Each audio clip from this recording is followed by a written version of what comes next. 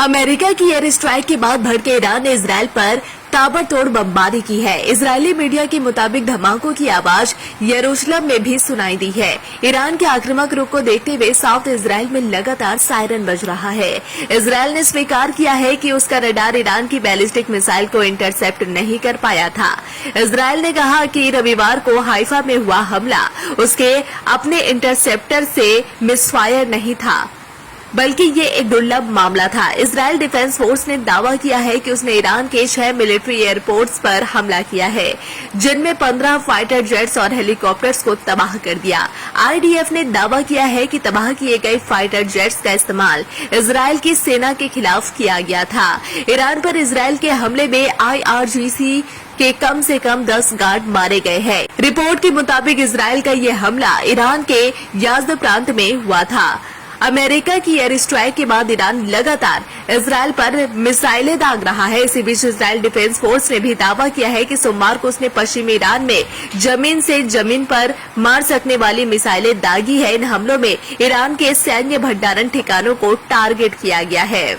आपको बता दें कि ऑपरेशन मिडनाइट हैमर के दौरान अमेरिका ने डिकॉय पैकेज का इस्तेमाल भी किया था। इसके लिए 7B-2 बॉम्बर की उड़ान हिंद महासागर क्षेत्र से होते हुए हिंद महासागर में गुआम एयरबेस तक की गई। इनके सभी सेंसर और ट्रांसपोंडर ऑन थे ताकि दुनिया भर की सैटेलाइट इन्हें ट्रैक कर सके।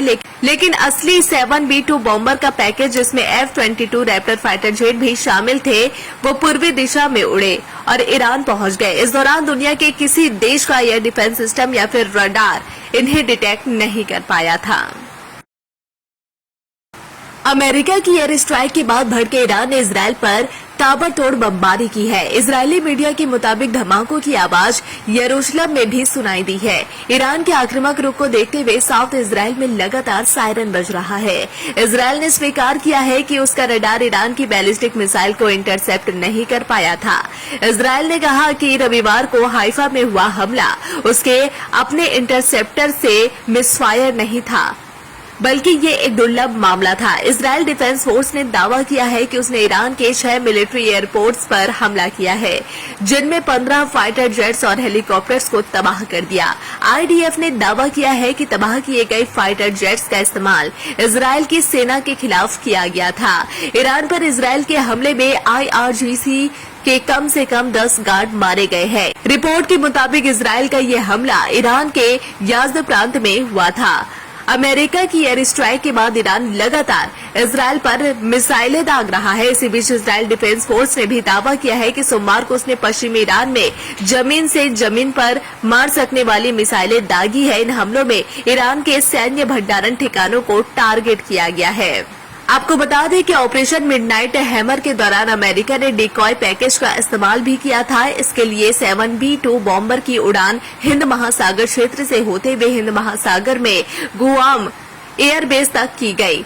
इनके सभी सेंसर और ट्रांसपोंडर ऑन थे ताकि दुनिया भर की सैटेलाइट इन्हें ट्रैक कर सके।